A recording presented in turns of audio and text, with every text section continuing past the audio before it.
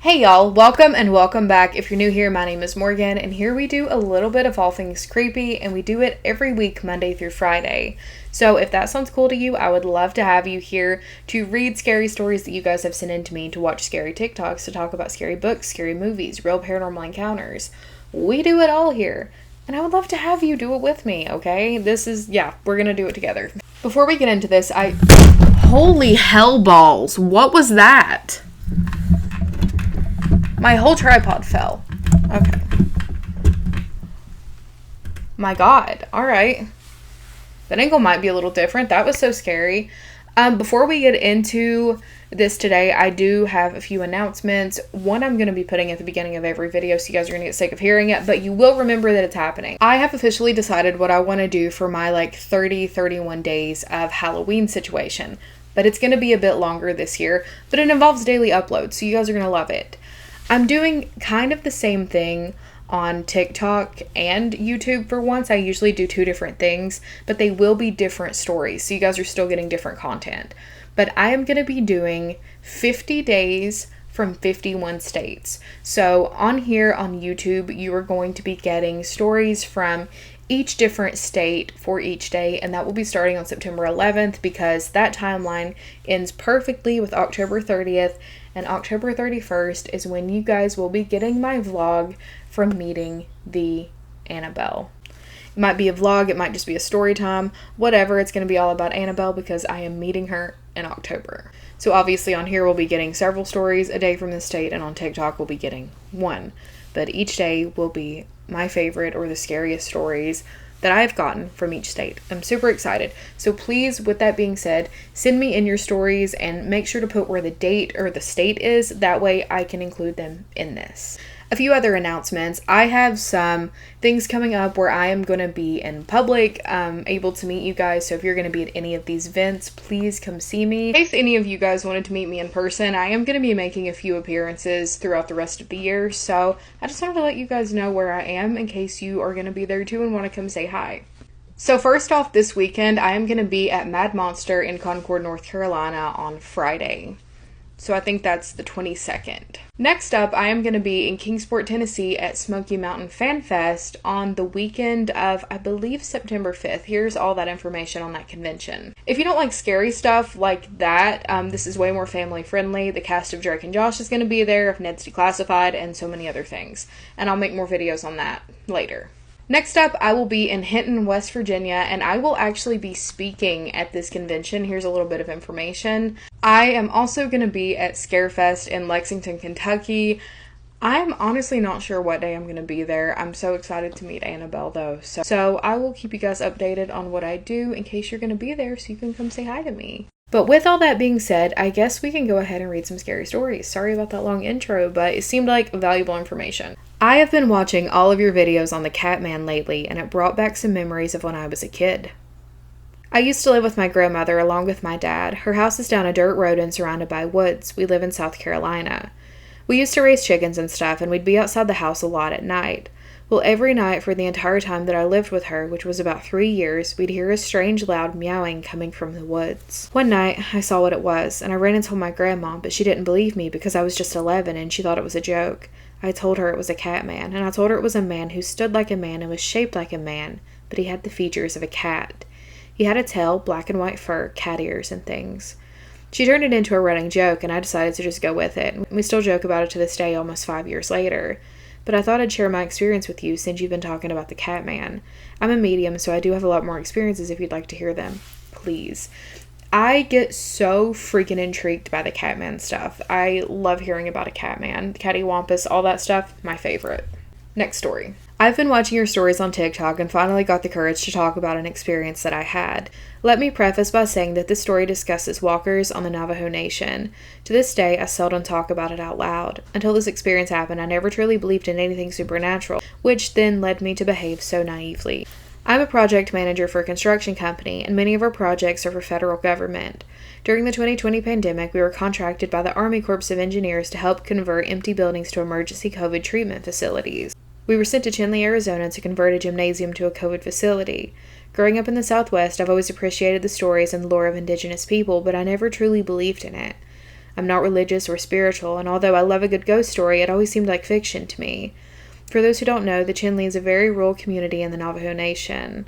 Although the surrounding area is gorgeous, being there during COVID lockdown was a little creepy. I ended up staying at a Holiday Inn just outside of the town along with the Canyon de Chile. The only people staying in the hotel were a couple of construction workers and some of the army staff. As almost all restaurants were closed due to lockdown, every night we would tailgate in the parking lot. Every night before falling asleep, I would text or call my husband to wish him well. While on the phone, I made a joke about walkers, but since my husband is from Europe, he didn't know what I meant. This caused me to look up articles on them and send them to him for context. The rest of the night I went on a spiral, reading stories and watching YouTube videos about them. Eventually I creeped myself out until I finally fell asleep. Well, the next morning I wake up thinking about how funny it was that I scared myself. During the workday I was speaking with my foreman who was Navajo and casually mentioned that I scared myself last night reading about walkers. As soon as I mentioned that word, his demeanor changed. He did an awkward laugh and chuckle and walked away.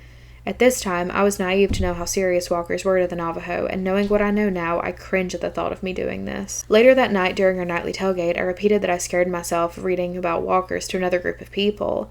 As I retold the story, I felt someone standing close behind me. I turned to see a skinny person with long black matted hair. His clothes were tattered, and he just seemed off. This also surprised the people I was talking to because they were facing me. No one saw him walk up. The parking lot was generally empty. The position of the building where we were would make it hard for him not to be seen walking up to us. He told us he walked out of the canyon, and then asked us where he was. We told him, the Holiday Inn. He asked us if we knew which way town was, and we pointed him toward the direction of Chinle. I remember looking at his eyes. They were deep and black and had a shape that looked more like a hawk or an eagle. He asked us for a cigarette, and we told him none of us smoke. He then wandered on his way toward the highway. This sufficiently changed the tone of our tailgate, and we all went on to our hotel rooms. The next night I had a vivid dream, and I knew he was in it. I never saw him in the dream, but I felt his presence, and every night I felt him in my dreams. One night I felt the entity was so close to me that I jumped out of bed ready to fight. That was my last interaction that I had. When we finished the project, I never returned. Whenever I do need to pass through the Navajo Nation, I never do it at night. I still am skeptical when it comes to ghost stories, but this experience changed me.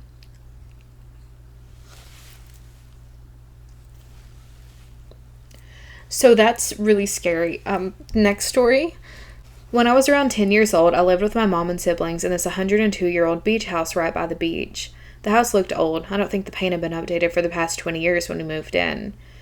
It was this little house with a huge yard, and in the corner was this tiny shed. It wasn't enclosed with a building. It was so grown over with all the palms and vines that it had made completely enclosed on the inside. There were still some posts, so I think they had started growing, and the wood had just rotted away over the years. It was 2 concrete work tables that had some really old rusty tools in there. That was it, though, but I didn't go in much as it always gave me the creeps. At night, you could see shadows dancing and swirling in the hallways. They didn't always take a human shape, but whatever they were at the time didn't feel too sinister. We had things constantly go missing and turn up somewhere else. My mom had even seen a little girl on several occasions, though I had not seen her myself. That year, we'd gotten a puppy, and that meant I had to walk it every time she needed to go out.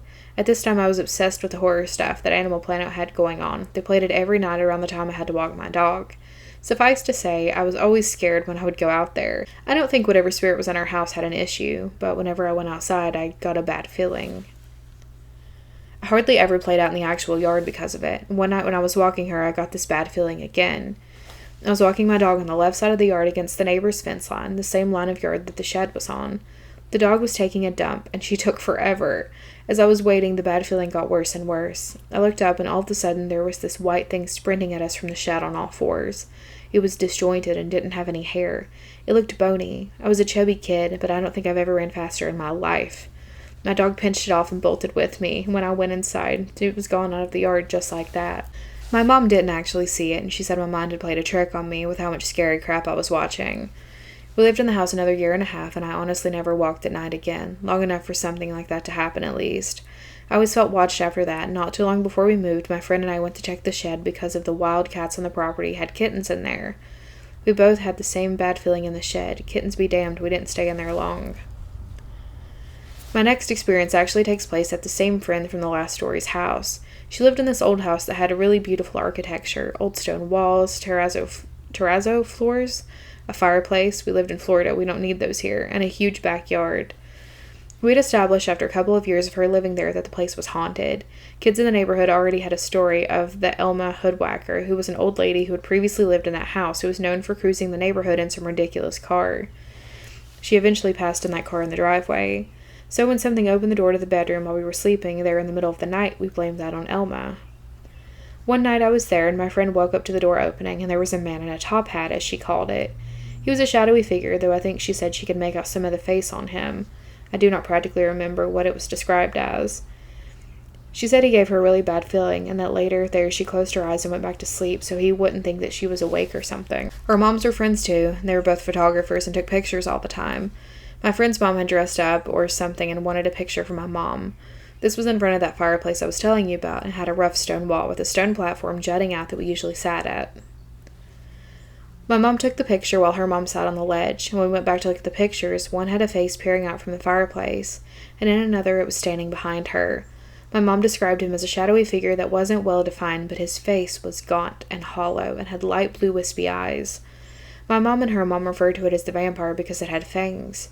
My mom showed it to her mom and she freaked out and made her delete them. To this day my mom wishes she'd kept them. My mom's friend told her, but my mom didn't tell her about it until last year.